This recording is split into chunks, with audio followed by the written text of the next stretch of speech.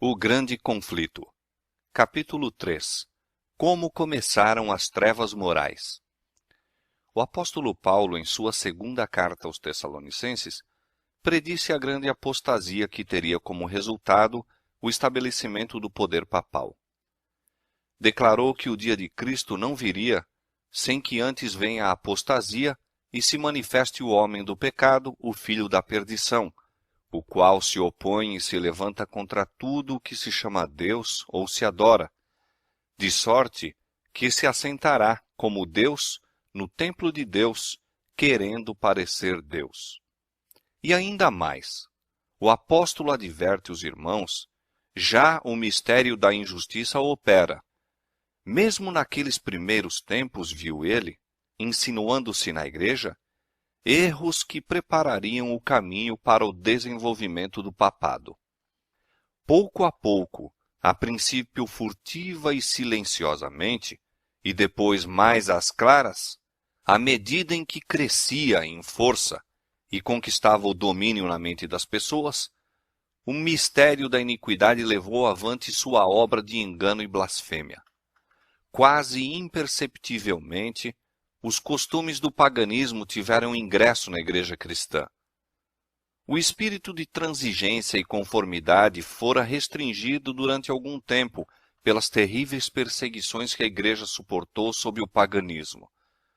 Mas, incessando a perseguição e entrando o cristianismo nas cortes e palácios dos reis, pôs ela de lado a humilde simplicidade de Cristo e seus apóstolos, em troca da pompa e orgulho dos sacerdotes e governadores pagãos, e em lugar das ordenanças de Deus, colocou teorias e tradições humanas. A conversão nominal de Constantino, na primeira parte do século IV, causou grande regozijo, e o mundo, sob o manto da justiça aparente, introduziu-se na igreja. Progredia rapidamente a obra de corrupção. O paganismo, conquanto parecesse suplantado, tornou-se o vencedor. Seu espírito dominava a igreja. Suas doutrinas, cerimônias e superstições incorporavam-se à fé e culto dos professos seguidores de Cristo. Esta mútua transigência entre o paganismo e o cristianismo resultou no desenvolvimento do homem do pecado, predito na profecia como se opondo a Deus e exaltando-se sobre ele. Aquele gigantesco sistema de religião falsa é obra-prima do poder de Satanás, monumento de seus esforços para sentar-se sobre o trono e governar a terra segundo a sua vontade. Uma vez Satanás se esforçou por estabelecer um compromisso mútuo com Cristo. Chegando-se ao Filho de Deus no deserto da tentação, e mostrando-lhe todos os reinos do mundo e a glória dos mesmos, ofereceu-se a entregar tudo em suas mãos se tão somente reconhecesse a supremacia do príncipe das trevas. Cristo repreendeu o pretensioso tentador e obrigou-o a retirar-se. Mas Satanás obtém maior êxito em apresentar ao homem as mesmas tentações. Para conseguir proveitos e honras humanas, a igreja foi levada a buscar o favor e apoio dos grandes homens da terra, e, havendo assim rejeitado a Cristo, foi induzida a prestar obediência ao representante de Satanás, o bispo de Roma. Uma das principais doutrinas do catolicismo é que o Papa é a cabeça visível da Igreja Universal de Cristo, investido de autoridade suprema sobre os bispos e pastores em todas as partes do mundo. Mais do que isto, tem-se dado ao Papa os próprios títulos da divindade. Tem sido intitulado Senhor Deus o Papa e foi declarado infalível. Exige ele a homenagem de todos os homens. A mesma pretensão em que insistia Satanás no deserto da tentação, ele ainda a encarece mediante a Igreja de Roma, e enorme número de pessoas estão prontas para render-lhe homenagem. Mas os que temem e reverenciam a Deus enfrentam esta audaciosa presunção do mesmo modo por que Cristo enfrentou as solicitações do insidioso adversário. Adorarás ao Senhor teu Deus, e a Ele somente servirás. Deus jamais deu em sua palavra a mínima sugestão de que tivesse designado algum homem para ser a cabeça da igreja. A doutrina da supremacia papal opõe-se diretamente aos ensinos das Escrituras Sagradas. O Papa não pode ter poder algum sobre a Igreja de Cristo, senão por usurpação. Os romanistas têm persistido em acusar os protestantes de heresia e voluntária separação da verdadeira Igreja. Semelhantes acusações, porém, implicam-se antes a eles próprios. São eles os que depuseram a bandeira de Cristo e se afastaram da fé que uma vez foi dada aos santos. Satanás bem sabia que as Escrituras Sagradas habilitariam os homens a discernir seus enganos e resistir a seu poder. Foi pela palavra que mesmo o Salvador do mundo resistiu a seus ataques. Em cada assalto, Cristo apresentou o escudo da verdade eterna, dizendo: está escrito. A cada sugestão do adversário, opunha a sabedoria e poder da palavra. A fim de Satanás manter o seu domínio sobre os homens e estabelecer a autoridade humana, deveria conservá-los na ignorância das Escrituras. A Bíblia exaltaria a Deus e colocaria o homem finito em sua verdadeira posição. Portanto, suas sagradas verdades deveriam ser ocultadas e suprimidas. Esta lógica foi adotada pela Igreja de Roma. Durante séculos, a circulação da Escritura foi proibida. Ao povo era vedado lê-la ou tê-la em casa, e sacerdotes e prelados sem escrúpulos interpretavam-lhe os ensinos de modo a favorecerem suas pretensões. Assim, o chefe da igreja veio a ser quase universalmente reconhecido como o vigário de Deus na terra, dotado de autoridade sobre a igreja e o Estado. Suprimido o revelador erro, agiu Satanás à vontade. A profecia declarara que o papado havia de cuidar em mudar os tempos e a lei. Daniel 7:25. Para cumprir esta obra não foi vagaroso. A fim de proporcionar aos conversos do paganismo uma substituição à adoração de ídolos e promover assim sua aceitação nominal do cristianismo, foi gradualmente introduzida no culto cristão a adoração das imagens e relíquias. O decreto de um concílio geral estabeleceu, por fim, este sistema de idolatria. Para completar a obra sacrílega, Roma pretendeu eliminar da lei de Deus o segundo mandamento, que proíbe o culto das imagens, e dividir o 10º mandamento a fim de conservar o número deles. Este espírito de concessão ao paganismo abriu caminho para desrespeito ainda maior da autoridade do céu.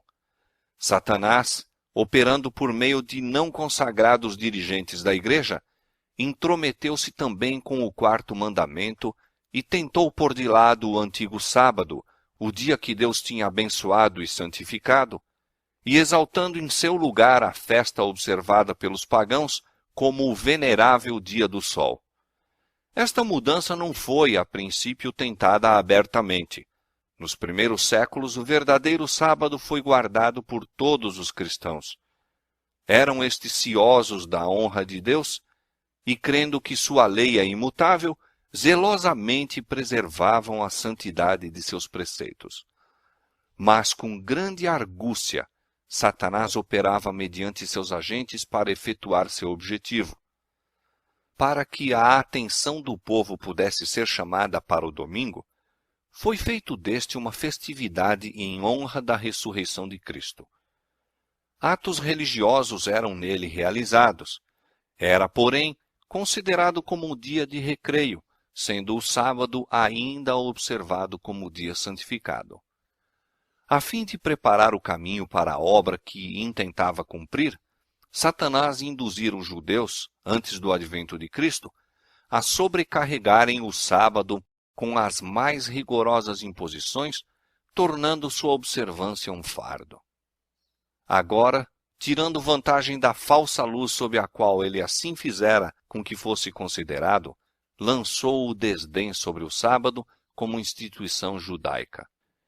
Enquanto os cristãos geralmente continuavam a observar o domingo como festividade prazenteira, ele os levou, a fim de mostrarem seu ódio ao judaísmo, a fazer do sábado dia de jejum, de tristeza e pesar.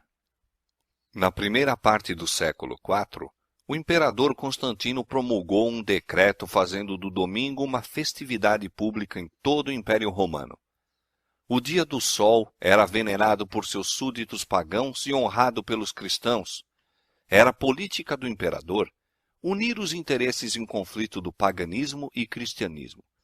Com ele se empenharam para fazer isto os bispos da igreja, os quais, inspirados pela ambição e sede do poder, perceberam que, se o mesmo dia fosse observado tanto por cristãos como pagãos, promoveria a aceitação nominal do cristianismo pelos pagãos e assim adiantaria o poderio e glória da igreja. Mas, conquanto muitos cristãos tementes a Deus fossem gradualmente levados a considerar o domingo como possuindo certo grau de santidade, ainda mantinham o verdadeiro sábado como o dia santo do Senhor e observavam-no em obediência ao quarto mandamento. O arqui-enganador não havia terminado a sua obra. Estava decidido a congregar o mundo cristão sob sua bandeira e exercer o poder por intermédio de seu vigário, o orgulhoso pontífice que pretendia ser o representante de Cristo. Por meio de pagãos meio convertidos, ambiciosos prelados e eclesiásticos amantes do mundo, realizou ele seu propósito. Celebravam-se de tempos em tempos vastos concílios aos quais do mundo todo concorriam os dignitários da igreja. Em quase todos os concílios, o sábado que Deus havia instituído era rebaixado um pouco mais, enquanto o domingo era em idêntica proporção exaltado. Destarte, a festividade pagã veio finalmente a ser honrada como instituição divina, ao mesmo tempo em que se declarava ser o sábado bíblico relíquia do judaísmo, amaldiçoando-se seus observadores. O grande apóstata conseguira exaltar-se contra tudo o que se chama Deus ou se adora. Ousara mudar o único preceito da lei divina que inequivocamente indica a toda a humanidade o Deus verdadeiro e vivo. No quarto mandamento, Deus é revelado como o Criador do céu e da terra e por isso se distingue de todos os falsos deuses. Foi para a memória da obra da criação que o sétimo dia foi santificado como dia de repouso para o homem. Destinava-se a conservar o Deus vivo sempre diante da mente humana como a fonte de todo ser e objeto de reverência e culto. Satanás esforça-se por desviar os homens de sua aliança para com Deus e de prestarem obediência à sua lei. Dirige seus esforços, portanto, especialmente contra o mandamento que aponta a Deus como o Criador. Os protestantes hoje insistem em que a ressurreição de Cristo no domingo fê-lo o sábado cristão. Não existe, porém, evidência escriturística para isto. Nenhuma honra semelhante foi conferida ao dia por Cristo ou seus apóstolos. A observância do domingo como instituição cristã teve origem no mistério da injustiça, que já no tempo de Paulo começara a sua obra. Onde e quando adotou o Senhor este filho do papado? Que razão poderosa se poderá dar para uma mudança que as Escrituras não sancionam? No século VI, tornou-se o papado firmemente estabelecido. Fixou-se a sede de seu poderio na capital imperial e declarou-se ser o bispo de Roma a cabeça de toda a igreja. O paganismo cedera lugar ao papado. O dragão dera à besta o seu poder e o seu trono e grande poderio. Apocalipse 13:2. E começaram então os 1260 anos da opressão papal, preditos nas profecias de Daniel, capítulo 7, 25, e Apocalipse, capítulo 13, versos 5 a 7. os cristãos foram obrigados a optar entre renunciar sua integridade e aceitar as cerimônias de culto papais, ou passar a vida nas masmorras, sofrer a morte pelo instrumento de tortura, pela fogueira ou pela machadinha do verdugo. Cumpriam-se as palavras de Jesus, e até pelos pais e irmãos e parentes e amigos sereis entregues, e matarão alguns de vós, e de todos sereis odiados por causa do meu nome. Desencadeou-se a perseguição sobre os fiéis com maior fúria do que nunca, e o mundo se tornou um vasto campo de batalha. Durante séculos, a Igreja de Cristo encontrou refúgio no isolamento e obscuridade. Assim diz o profeta: a mulher fugiu para o deserto, onde já tinha lugar preparado por Deus, para que ali fosse alimentada durante 1260 dias. Apocalipse 12, verso 6. O acesso da Igreja de Roma ao poder assinalou o início da escura Idade Média. Aumentando seu poderio, mais se adensavam as trevas. De Cristo, o verdadeiro fundamento, transferiu-se a fé para o Papa de Roma. Em vez de confiar no Filho de Deus para o perdão dos pecados e para a salvação eterna, o povo olhava para o Papa e para os sacerdotes e prelados a quem alegava autoridade. Ensinava-se-lhe ser o Papa seu mediador terrestre e que ninguém poderia aproximar-se de Deus senão por seu intermédio. E mais ainda, que ele ficava para eles em lugar de Deus e deveria, portanto, ser implicitamente obedecido. Esquivar-se de suas disposições era motivo suficiente para se infligir a mais severa punição ao corpo e alma dos delinquentes.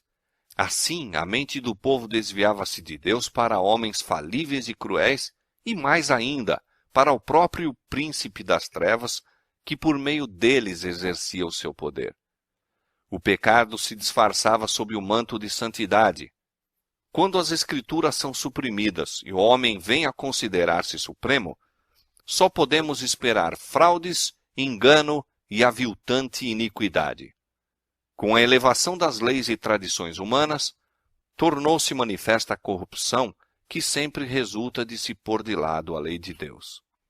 Dias de perigo foram aqueles para a Igreja de Cristo. Os fiéis porta-estandartes eram, na verdade, poucos. Posto que a verdade não fosse deixada sem testemunhas, parecia por vezes que o erro e a superstição prevaleceriam completamente e a verdadeira religião seria banida da terra. Perdeu-se de vista o Evangelho, mas multiplicaram-se as formas de religião e o povo foi sobrecarregado de severas exigências. Ensinava-se-lhes não somente a considerar o Papa como seu mediador, mas a confiar em suas próprias obras para expiação do pecado.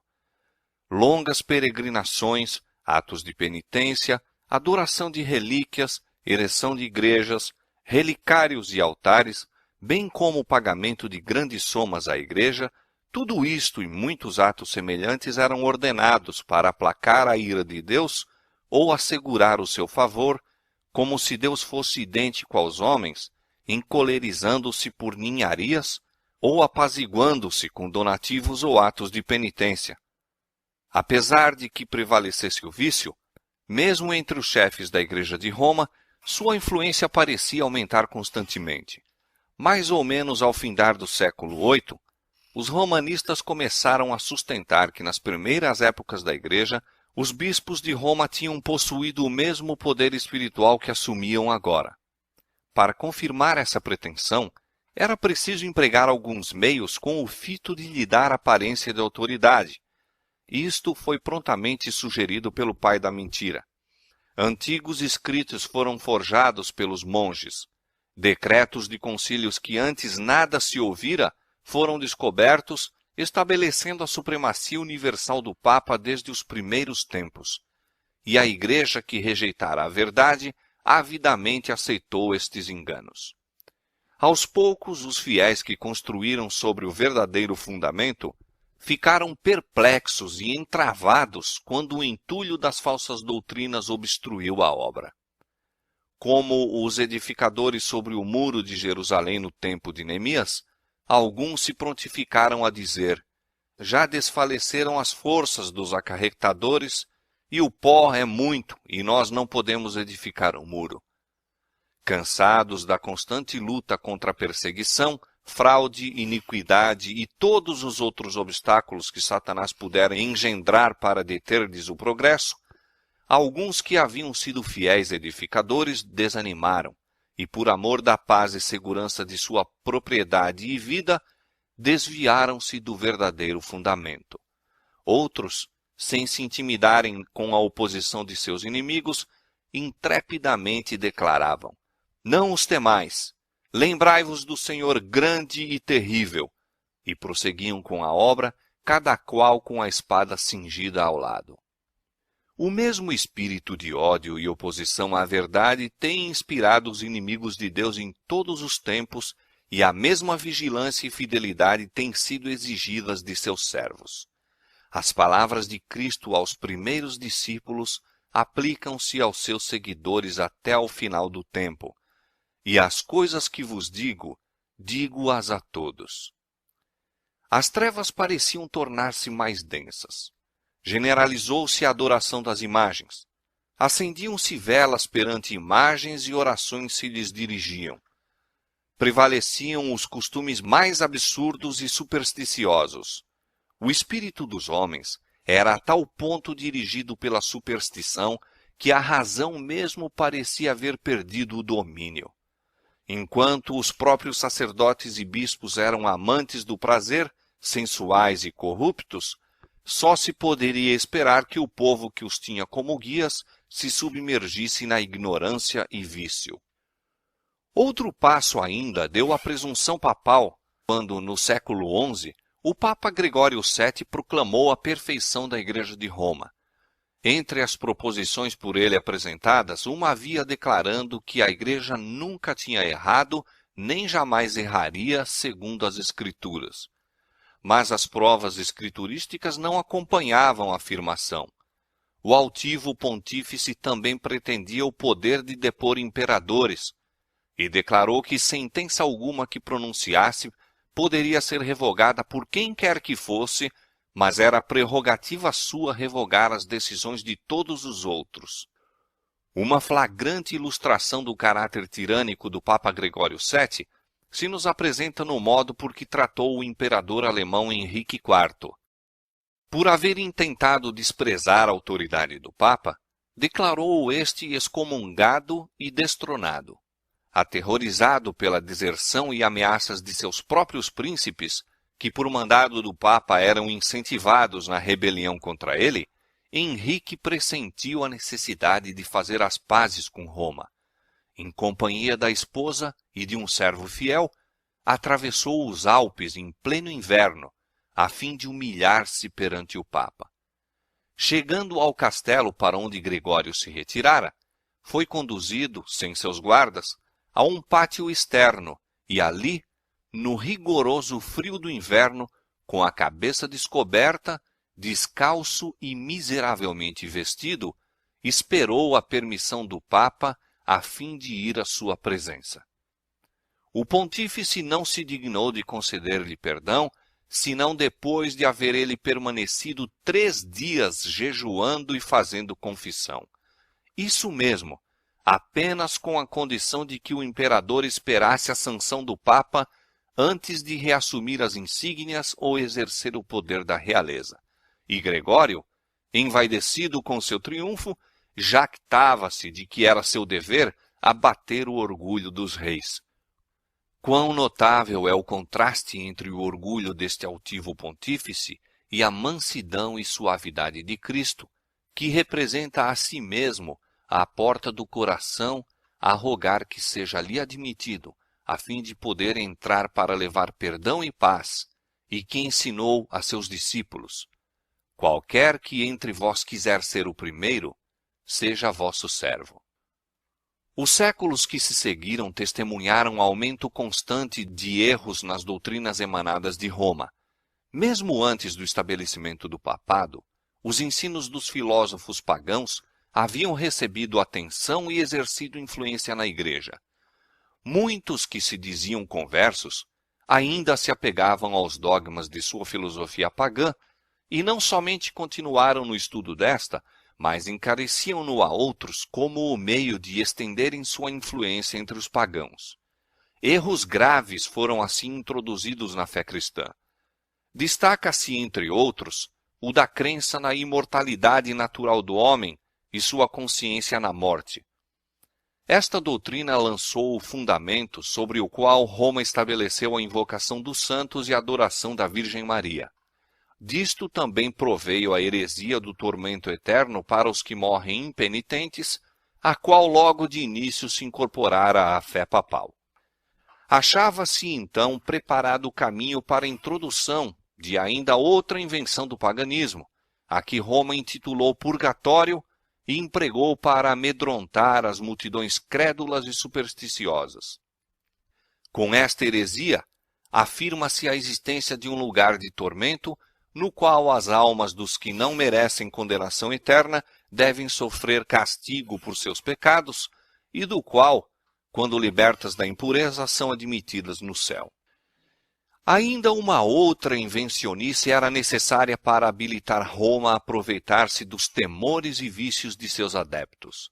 Esta foi suprida pela doutrina das indulgências.